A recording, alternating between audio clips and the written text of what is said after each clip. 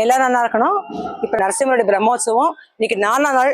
Morning வந்து சூரிய பிரபா ஆச்சு. சூரியனுடைய ஃபுல்லா அழகா ஒரு வளைவா வச்சு ஒரு வாகனத்தோட பெருமாள் வந்து இப்ப சந்திரபிரப பெருமாள் வந்து சந்திரனோட வாகனத்தை வந்து பெருமாளோட வஸ்திரம் அவ்வளோ அழகா இருந்து பாக்குறதுக்கு வெள்ளை சாத்துப்படி சாத்திட்டு, அது தாயாரும் பெருமாளும் 2 பேரும் வெள்ளை சாத்துப்படி வந்தா. இதுல என்ன ஒரு பெரிய ஒரு விசேஷம்னா இந்த வாகனம் ஸ்பெசிபிக்கா சொல்லணும். உண்மை ஸ்ரீபாதம் தாங்கிற்கு ஒரு பெரிய நமஸ்காரமே பண்ணிக்கலாம் நம்ம. ஏன்னா வந்து இந்த ஸ்பெசிபிக்கா அந்த சூரிய பிரப சந்திரபிரப அதோடைய வாகனம் வந்து 2 வாகனத்தோட வெயிட் சேர்ந்தது.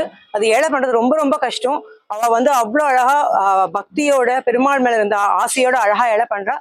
நாளைக்கு வந்து முக்கியமான நாள். நாளைக்கு வந்து நாச்சியார் திருக்கோலம், சாயந்தரம் வந்து ஹனுமந்த வாகனம். ஹனுமந்த வாகனத்துக்கு என்ன ஒரு பெரிய ஸ்பெஷல்னா, பெருமாள் வந்து பத்தி விழாத்தரும் ஒய்யாளி வந்து மூலவர் திருக்கோலம் என்ன இருக்கும், யோகா நரசிம்ம திருக்கோலம் தான் வருவார். அப்புறம் வந்து வாகன மண்டபத்துக்கு போயிட்டு அந்த சாத்துப்படி கலைஞ்சி ஹனுமந்த வாகனத்தை ஏடுவார். ஆனா நாளைக்கு மட்டும்தான் இந்த ஒரே ஒரு திருக்கோலம் வந்து வருஷத்துக்கு ஒரு நாள் தான் பெருமாள் இந்த மாதிரி திருக்கோலத்தை வரும். அதாவது மூலவர் எப்படி யோகா நரசிம்ம திருக்கோலத்தில் இருக்கிறோ அதே கோலத்துல வந்து உற்சவர் பத்தி விழாத்தலும் ஒய்யாளில வருவார். கண்டிப்பா நாளைக்கு சேவிங்கும் மிஸ் பண்ணிடாதீங்க.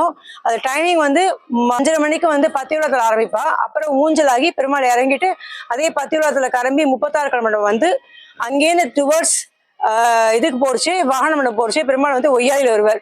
அது ரொம்ப அழகாக திருக்கோலம். கண்டிப்பா வந்து எல்லாரும் சேவிங்க, எல்லாரும் நல்லா இருக்கணும்.